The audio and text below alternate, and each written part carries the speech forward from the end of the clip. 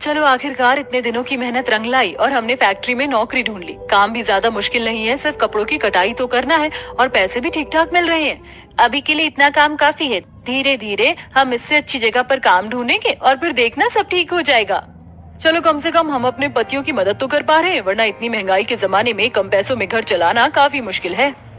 पांचों बहुएं नौकरी मिल जाने की वजह से काफी खुश थीं और अब वो घर आकर सारी बात पांचवी बहू सोनम को बताती है, जो अपनी छोटी सी सिलाई मशीन पर लोगों के कपड़ों पर फॉल लगाने का काम कर रही थी। ये तो बहुत अच्छी खुशखबरी सुनाई तुम लोगों ने। आज मैं सबके लिए आटे का हलवा बनाऊंगी। सोनम, मुझे तो लगता था कि तुम्हें बस सूट की फिटिंग करना और फॉल लगाना ही आता है। तुमने तो कितना सुंदर डोरिया भी बनाई है सूट के लिए, और ये सलवार भी क्या तुमने बनाई है? वो पड़ोस वाली सुलेखा है ना, उसे कल तक की सलवार चाहिए थी। अब कोई बाहर वाला टेलर तो एक दिन में बना नहीं पाता, इसलिए मुझे देकर गई। अब पड़ोसी है, इतना तो कर ही सकते हैं। चलो अब हम सबके पास काम है। भगवान का लाख लाख शुक्र है। बस अपनी कृपा भगवान हम पर यूं ही बरसाए रखें।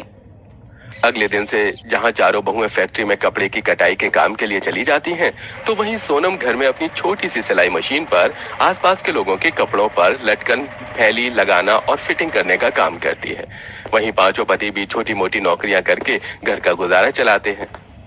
अरे ये तुम पोटला भर के कतरन कहाँ ले जा रही हो? अरे ये कतरन बड़े काम के हैं। मैं तो कतरनों से घर के पर्दे और पायदान बना लेती हूँ और बाकी बचे कतरन किसी ना किसी काम आ जाते हैं। तुम लोग भी आसपास से कतरन इकट्ठा कर लो, कभी ना कभी तो जरूरत पड़ जाती है इन चीजों की। वैसे कह तो ये ठीक ही रही है, यहाँ आसपास कितने सुंदर सुंदर कपड़े के कतरन हैं। चलो हम भी इन्हें इकट्ठा कर लेते हैं। चारों बहुएं आज उन फेंकने वाले कतरन के कपड़ों को इकट्ठा करके घर ले आती हैं और एक कोने में रख देती हैं। ऐसे ही कुछ दिन गुजर जाते हैं। सुषमा घर में झाड़ू लगा रही थी कि तभी उसकी साड़ी का पल्लू घर के दरवाजे में आकर फट जाता है। अरे ये क्या हो गया? अभी 4 महीने पहले तो ये साड़ी ली थी, इसका तो पल्लू ही फट गया। अब कैसे पहनूं मैं इसे? सुषमा परेशान मत हो, मैं कुछ ना कुछ जुगाड़ करती हूँ। सोनम उस पोटली के अंदर से ढूंढकर बिल्कुल सुषमा की साड़ी के रंग के कपड़े जैसा ही एक कपड़ा निकालती है और उस साड़ी पर लगाकर उसे अच्छे से सिलकर उसके अगल बगल लेस भी लगा देती है, जिससे वो साड़ी पहले से भी ज्यादा नई और सुंदर लगने लगती है। ये तो तुमने मेरी बिल्कुल नई साड़ी बना दी। अब तो मैं इसे किसी तीज त्योहार पर ही पहनूंगी। वैसे गर्मी का मौसम शुरू हो चुका है और जब से ये मौसम शुरू हुआ है तब से तो मेरा साड़ी पहनने का मन ही नहीं करता। काश हम भी पड़ोस की औरतों की तरह सूट पहन पाते, लेकिन हमारे पास कहाँ इतने पैसे हैं कि हम लोग नया सूट ला सके, और ना ही घर में सूट के कपड़े हैं।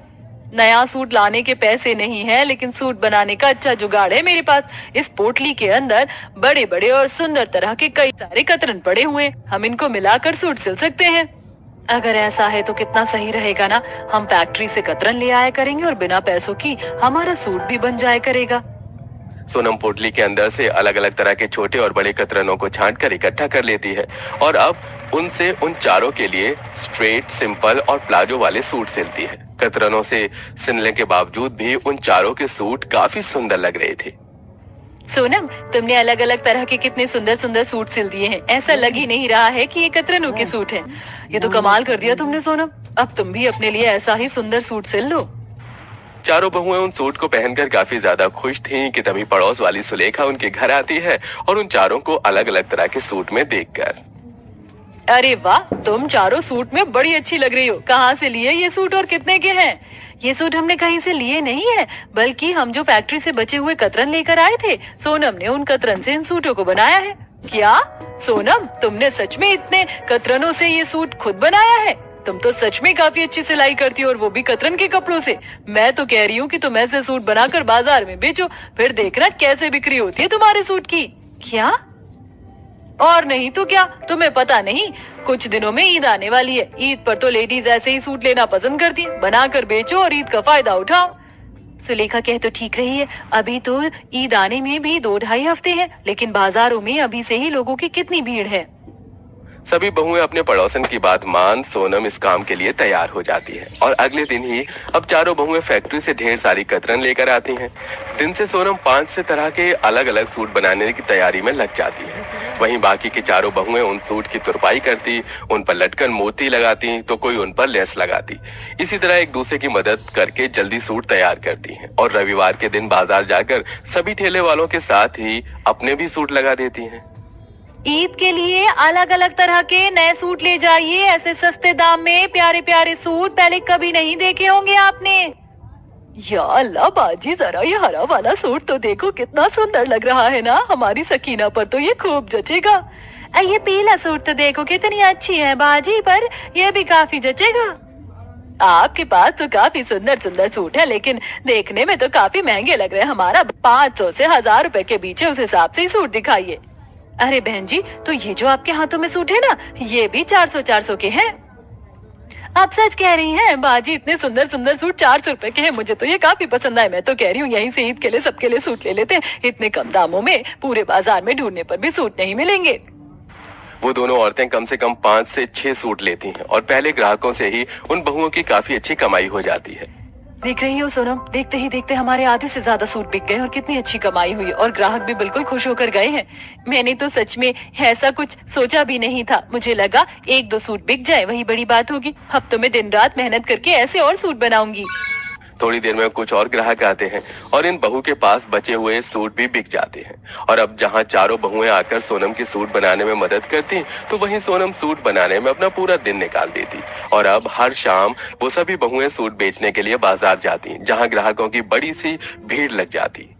आपके पास सूट तो काफी सारे हैं, लेकिन क्या आपके पास अफगानी सूट नहीं है? वो क्या है ना, हम लोग हमेशा अफगानी सूट ही पहनते हैं।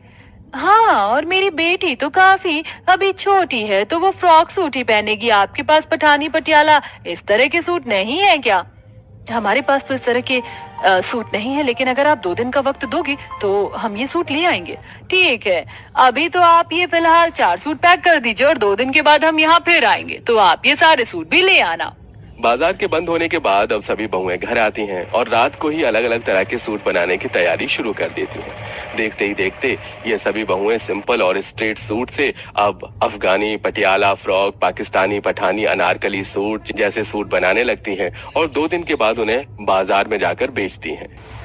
वाह बाजी, आपके पास तो कई तरह के सूट हैं।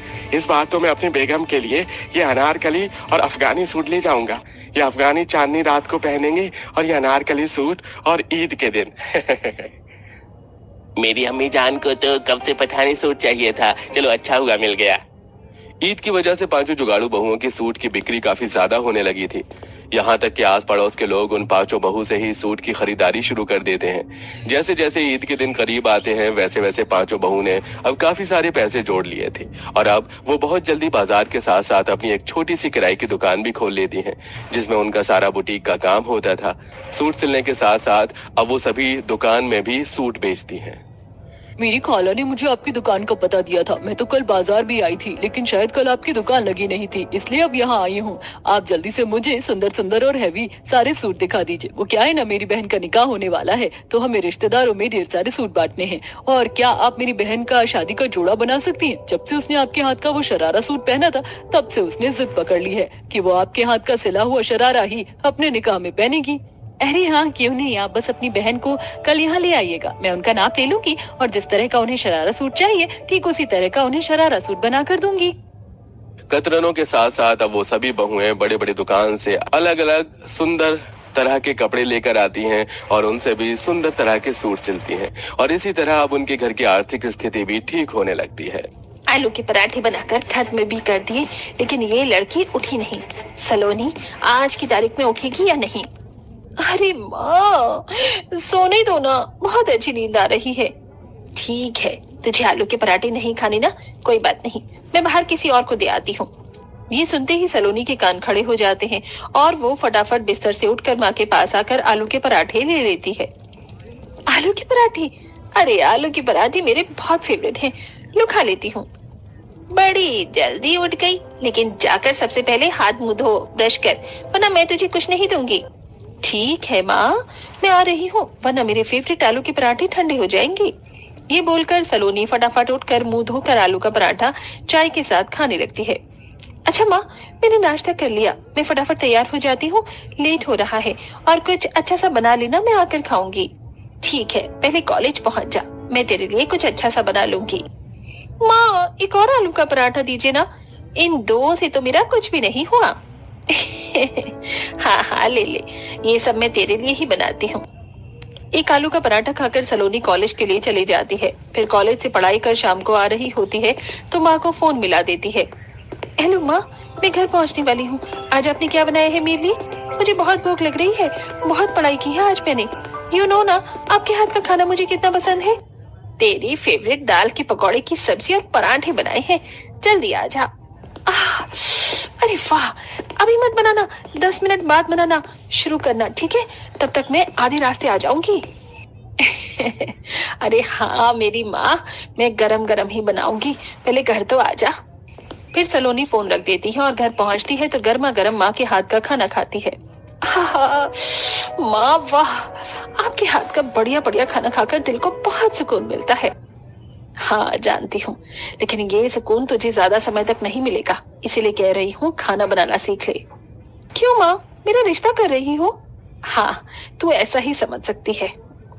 अरे माँ, ये आपने क्या बोल दिया? खाना बनाना आता नहीं है। आप जानती हैं, मैं बस खाना खाने की दीवानी हूँ, बनाने की नहीं। कल मुझे चीज मैक्रोनी खानी है तो कल मैक्रोनी और चीज खरीद लेना। ठीक है, बना दूंगी, लेकिन मुझे बनाना कहाँ आता है? अरे माँ, वो सब तो मैं आपको बता दूंगी, बस आप सामान खरीद लेना।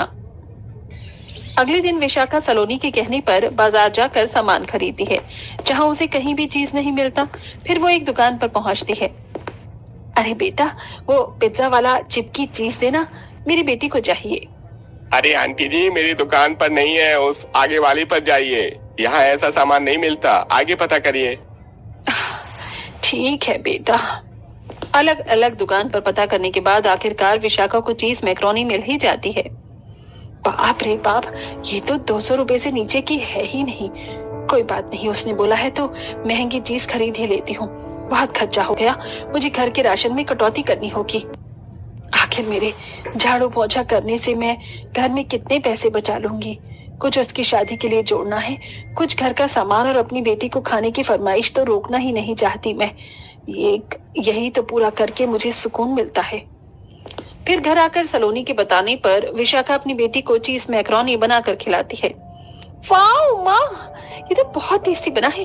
लग ही नहीं रहा कि आपने पहली बार बनाया है। आप मेरी जैसी बुक्कड़ का कितना ख्याल रखती है ना। रखना ही पड़ता है, आखिर मेरे पास तेरे अलावा है ही कौन। ओ मेरी प्यारी माँ, सेंटी नहीं होना। वो देखो, पापा का आशीर्वाद है ना। पिता की फोटो देख सलोनी भावुक हो जाती है। ऐसे ही विशाखा बेटी को खाने की हर फरमाइश को पूरा करती थी, जिसके लिए वो दूसरों के घर में झूठे बर्तन साफ करने का काम करती थी। अगले महीने ही विशाखा सलोनी की शादी एक अच्छे खासे घर में अनिकेत से कर देती है और शादी की पहली रसोई में वो अपने सास ससुर के लिए आलू पूरी, कचौरी, रायता, रसमलाई इत्यादि बनाती है। माँ जी, पापा जी, बताइए ना कैसा बना है? बहुत अच्छा बना है, बस थोड़ी सी मीठी हो गई है रसमलाई। अरे मीठी चीज मीठी हो गई, कोई बात नहीं, लेकिन इसने बाकी चीज भी अच्छी नहीं बनाई है। बहू अपने मायके से कुछ सीख कर आई है कि नहीं? माँ, आप कैसे बातें कर रही हैं? ये लो बहू, तुम्हारी पहली रसोई का नेक। अगली बार और अच्छे से खाना बनाना, और हाँ, रात को बाजरे की रोटी और साग बना देना। जी माँ जी। हे भगवान, बाजरे की रोटी तो मैंने आज तक नहीं बनाई, बहुत मुश्किल होता है। कमरे में जाते ही वीडियो देखना शुरू कर देती हूँ, वरना माँ जी क्या बोलेंगी, फोन से देखकर खाना बना रही है। फिर सलोनी झूठी बर्तन उठाकर रसोई में साफ करती है और कमरे में आकर बाजरे की रोटी और साग की रेसिपी देखती है। शाम को जब वो बाजरे की रोटी बना रही होती है तो बार बार बाजरे की रोटी टूट जाती है, जिससे सलोनी परेशान होती है। हे भगवान, ये क्या हो रहा है? 4 बार बाजरे की रोटी फेल हो गई। अब तो अच्छे से बन जा। सुबह से वीडियो देख रही थी। जैसे जैसे सलोनी बाजरे की रोटी बनाकर सेक लेती है और शाम को वो खाना परोस देती है। दरअसल उसकी तरह ही उसकी सास भी ज्यादा खाने पीने वाली थी, जिसे खाने की चीजों पर हुक्म चलाना बहुत पसंद था। बहू, ये कैसी बाजरे की रोटी बनाई है? ये भी पहली बार बना रही है क्या? जी माँ जी, मुझे माफ कर दीजिए, मैं धीरे धीरे बाजरे की रोटी बनाना सीख जाऊंगी। तुम्हारा कुछ होगा कि नहीं होगा? घर पर मेरी सहेली आने वाली है तुम्हारे हाथ का खाना खाने, तो बढ़िया बढ़िया खाना बनाकर रखना। जाओ अब, और कल कोई गलती मत करना। सुमित्रा खाना खा लेती है, फिर सलोनी भी पति के साथ खाना खा लेती है। अगले दिन सुमित्रा की सहेली आती है, जहां सलोनी बहुत अच्छा खाना बनाकर पेश करती है, लेकिन सिर्फ सास ही 19-20 की गलती होने पर जानबूझकर कमी निकाल देती है। वक्त गुजरता है, सास दिन में 6 से 8 बार खाना बनाने का हुक्म करती थी, जिससे सलोनी खाना बना बनाकर परेशान हो चुकी थी। इसी बीच उसे अपनी माँ की याद भी आती है कि कैसे वो उसे तंग किया करती थी। एक दिन वो सास को गरम गरम रोटी परोस रही थी कि टेबल पर लाते लाते ठंडी हो जाती है। बहू, ये क्या? अब तू मुझे ठंडी रोटी खिलाएगी क्या? जा, दोबारा से गरम रोटी लेकर आ। माँ जी, ढंग से देखिए ना, रोटी गरम तो है। बहू, दोबारा से बना कर लिया, जिसमें से गरम गरम भाप निकले। ये सुनकर सलोनी अपनी सास को गर्मा गर्म रोटियां दौड़कर परोसती है, जहां उसकी आंखों में आंसू आ जाते हैं। माँ जी की खाना खाने में कितने नाटक है कि गरम रोटी चाहिए, ठंडी रोटी चाहिए, इतना सा नमक है, उतना सा मिर्च है। ऐसे ही मैं भी माँ के साथ किया करती थी। अरे माँ, ये कितनी ठंडी पूरी है, दूसरी पूरी दो ना, आलू की सब्जी के साथ गर्मा गर्म ही अच्छा लगता है। अरे खाना खाने में कितना नाटक है, अभी तो कढ़ाई से बाहर पूरी निकली है और अब कह रही है कि ठंडी है। ये ले खा। आप तो जानती है ना माँ, मैं कितनी फूडी किस्म की हूँ, खाना बिल्कुल टिप टॉप चाहिए। हाँ पता है, मैं जैसा करूंगी वैसा ही तो भरूंगी ना। अगले दिन सास बहू को कोफ्ते बनाने के लिए कहती है तो सलोनी घिया के कोफ्ते बना कर ले आती है। ये क्या है बहू, तूने मलाई कोफ्ता क्यों नहीं बनाया? घिया के कोफ्ते कौन खाता है? पर माँ जी, आपने कोफ्ता बनाने को कहा था। अच्छा, नई बहू के हिसाब से अगर मैंने तुझे पनीर बनाने को बोला तो तू पनीर भून कर दे देगी या मटर पनीर शाही पनीर बना देगी? तो फिर तूने यहाँ यही क्यों बना दिया? कोई बात नहीं सुमित्रा, अब यही खा लो। नहीं, मैं ये नहीं खाऊंगी। जा बहू, मलाई कोफ्ता ही बना कर ला। मलाई कोफ्ते के लिए घर में मलाई तो है ही नहीं, मुझे बाहर जाना होगा। फिर सलोनी बाजार जाकर मलाई ढूंढती है, लेकिन कहीं भी उसे फ्रेश मलाई नहीं मिलती। इसके लिए वो और ग्रोसरी शॉप जाती है, तब जाकर उसे मलाई मिलती है और घर आकर वो सास के लिए दोबारा से मलाई कोफ्ता बनाकर उसे देती है। ऐसे ही सास बार बार उसे खाने का हुक्म देकर परेशान करती है। एक शाम, सलोनी, मुझसे शिकायत करने से कुछ नहीं होगा, तुम घर में नई बहू हो, माँ तुम्हें सिखा रही है तो सीख लो ना। जी, आपने ठीक कहा। 2-4 दिनों में अनिकेत खुद देखता है कि सुमित्रा सलोनी पर खाने को लेकर कितना हुक्म चलाती है। बस करो माँ, उसे कितना डांटोगी? अभी घर में आए हुए उसे कितने दिन हुए हैं? आपको उसे इस घर में ढलने के लिए टाइम तो देना ही होगा, तभी कर पाएगी वो। और इतना बेकार खाना भी नहीं बनाती। अगर नमक कम है तो ऊपर से डल सकता है ना, और आप प्यार से भी कह सकती हैं, लेकिन नहीं। मुझे भी लगता है कि मैं बहू के साथ ज्यादा ही सख्ती से पेश आ रही थी। माफ करना बहू। कोई बात नहीं माँ जी, आप माफी मत मांगिए। आपकी इस बात से मुझे भी अक्ल आई है। ऐसे ही मेरी मम्मी को भी परेशान किया करती थी। आप बुरा ना माने तो कुछ देर के लिए मैं उनके पास चली जाऊं? कुछ देर के लिए नहीं, तू अपनी माँ के पास 2-4 दिन रहने के लिए चली जा। वैसे भी तेरे पग फेरे की रस्म नहीं हुई। ये सुनकर सुमित्रा सास को गले लगा लेती है और अनिकेत उसे मायके छोड़ देता है, जहाँ घर आते ही माँ के गले वो लग जाती है। Sorry sorry sorry sorry sorry sorry माँ, मैंने आपको बहुत परेशान किया ना। आपको पता है, जैसे मैं आपके साथ जिद करती थी ना, वैसे ही माँ जी ने की और मुझे एहसास हुआ कि आपने मेरे लिए क्या कुछ नहीं किया है।